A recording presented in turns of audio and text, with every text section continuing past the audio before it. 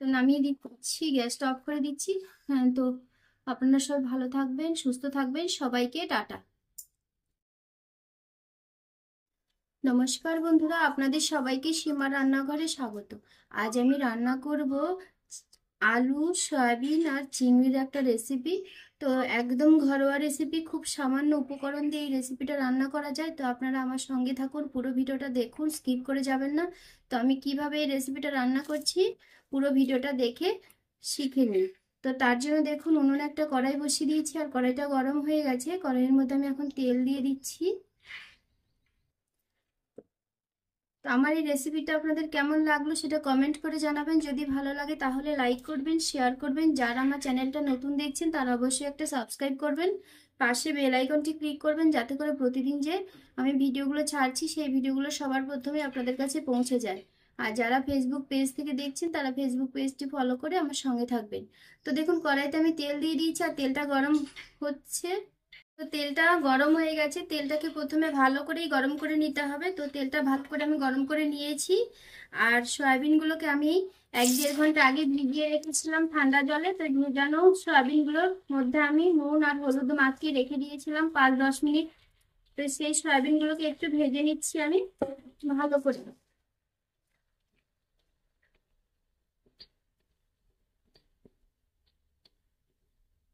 দেখুন, সয়াবিনগুলো ভাজা হয়ে গেছে, এখন আমি সয়াবিনগুলোকে নামিয়ে দেব। তবে হ্যাঁ, সয়াবিনগুলো ভাজার আগে কিন্তু অবশ্যই হলুদ আর নুনটাকে মাখিয়ে নিতে হবে। কড়াইয়ের মধ্যে দেওয়ার পরে নুন আর হলুদটা দেওয়া যাবে না, সয়াবিনের মধ্যে আগেই মাখিয়ে রাখতে হবে সয়াবিনগুলোর গায়ে। তো দেখুন, খুব সুন্দর করে ভেজে নিয়েছি আমি সয়াবিনটাকে। তো নামিয়ে দিচ্ছি। দেখুন, সয়াবিনগুলো আমি নামিয়ে দিয়েছি। এখন কড়াইয়ের মধ্যে আমি তেল দিয়ে দেবো, আরো একটু তেল দিয়ে দিয়েছি। আর তেলের মধ্যে আমি এখন চিংড়িগুলোকে ভেজে নেব। তো চিংড়িগুলোকে আমি আগে থেকে নুন হলুদ মাখিয়ে রেখেছিলাম।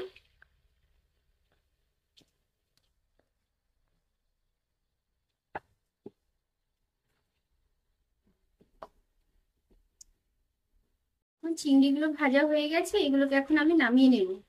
দেখুন, চিংড়িগুলোকে নামিয়ে নিয়েছি আমি। আর এই কড়াইয়ের মধ্যে আমি আরো একটু পরিমাণ তেল দিয়ে দেব।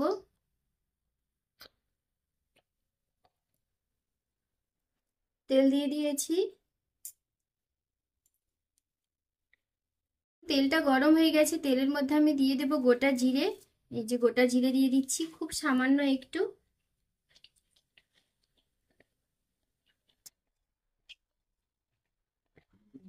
তো গোটা জিরেটাকে একটু তেলের মধ্যে ভালো করে ভেজে নিয়েছি।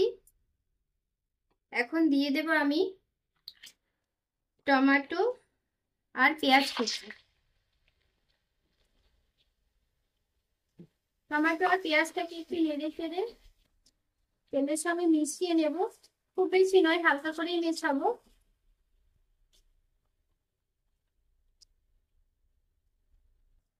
দিয়ে দেবো 2-1টা রসুনের কোয়া থেতো করে।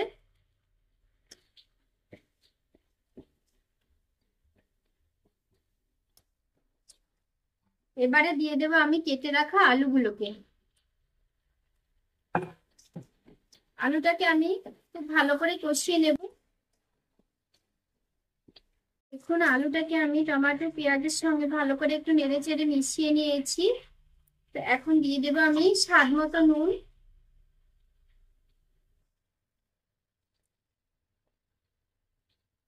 এখানে আমি 1.5 চামচের থেকেও একটু বেশি দিয়েছি নুন। আর দিয়ে দেবো হলুদের গুঁড়ো। হলুদের গুঁড়োটাও পরিমাণ মতো দিয়ে দেব।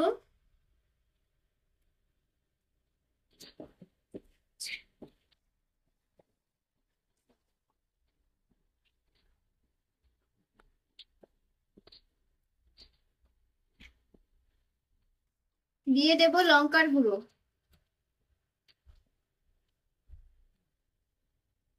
তো এখানে আমি কাশ্মীরি লঙ্কার গুঁড়োটা ব্যবহার করছি। আপনারা যদি ঝাল লঙ্কার গুঁড়ো ব্যবহার করেন তাহলে লঙ্কার গুঁড়োটা পরিমাণ মতো দেবেন। ঝাল আপনারা যে যেমন পছন্দ করবেন সেরকম দেবেন। তো লঙ্কার গুঁড়োটা দিয়ে আমি আলুটাকে ভালো করে নেড়ে চেড়ে কষিয়ে নিচ্ছি।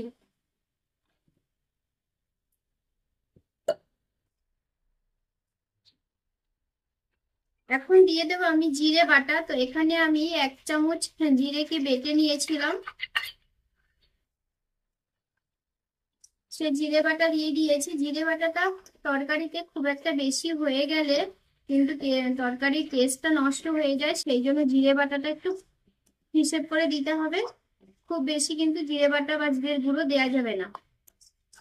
আদা বাটাটা আমি এখানে ব্যবহার করব না এই মানে রেসিপিটাতে।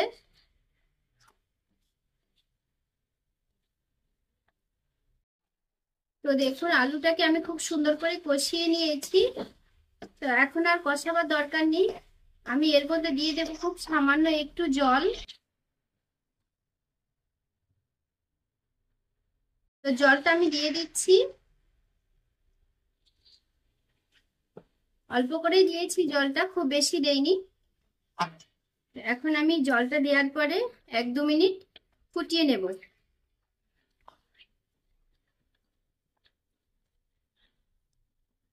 গ্যাসের ফ্লেমটা এখন একটু বাড়িয়ে দেব।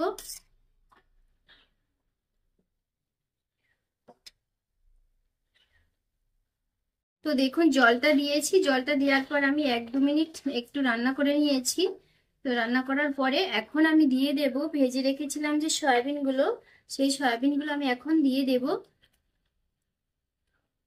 সয়াবিনগুলো দেওয়ার পরে আমি আরো একটু নেড়ে চেড়ে কষিয়ে নেব।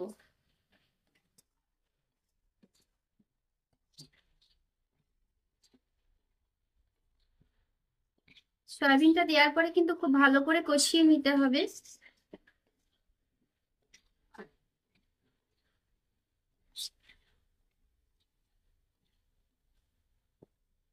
তো কষানো হয়ে গেছে। দেখুন সয়াবিন আর আলুটাকে আমি খুব ভালো করে কষিয়ে নিয়েছি, একদম মশলাগুলো কিন্তু গায়ে গায়ে লেগে গেছে সয়াবিন আর আলুর। তো এখন আমি দিয়ে দেবো ভেজে রাখা চিংড়িগুলোকে।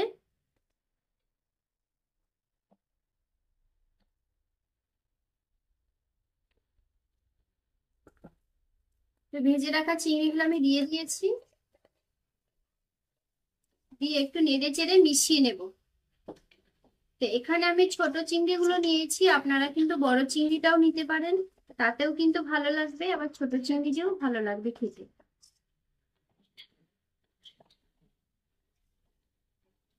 তো দেখুন চিংড়ি আলুটাকেও মিশিয়ে নিয়েছি ভালো করে। তো এখন আমি যে বাটিটাতে চিংড়িটাকে ভেজে রেখেছিলাম সেই বাটিটাকে ধুয়ে জলটা দিয়ে দিচ্ছি ঝোলের জন্য। তো এখানে আমি পরিমাণ মতো জলটা দিয়ে দেবো।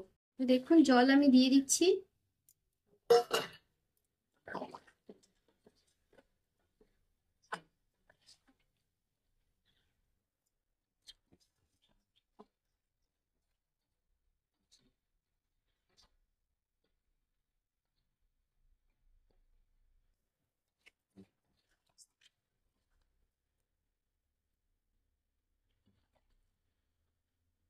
তো জল দেওয়া হয়ে গেছে।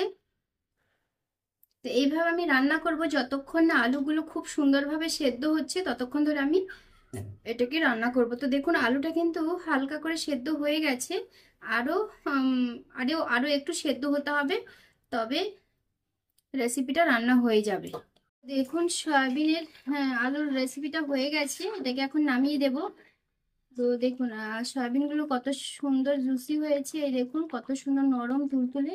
আলুটাও কিন্তু খুব সুন্দরভাবে সেদ্ধ হয়ে গেছে, এই দেখুন। তো আমার এই রেসিপিটা আপনাদের কেমন লাগলো সেটা অবশ্যই কমেন্ট করে জানাবেন। যদি ভালো লাগে তাহলে লাইক করবেন, শেয়ার করবেন। যারা আমার চ্যানেলটা নতুন দেখছেন তারা অবশ্যই একটা সাবস্ক্রাইব করবেন। যারা ফেসবুক পেজ থেকে দেখছেন তারা অবশ্যই একটা ফেসবুক পেজে ফলো করে আমার সঙ্গে থাকবেন। তো হয়ে গেছে রেসিপিটা, তো নামিয়ে দেবো। নামিয়ে দেওয়ার আগে দিয়ে দেবো আমি গরম মশলার গুঁড়ো।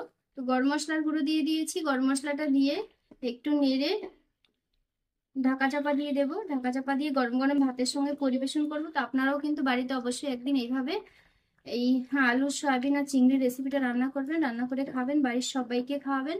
নামিয়ে দিচ্ছি, গ্যাসটা অফ করে দিচ্ছি। হ্যাঁ, তো আপনারা সবাই ভালো থাকবেন, সুস্থ থাকবেন, সবাইকে টাটা।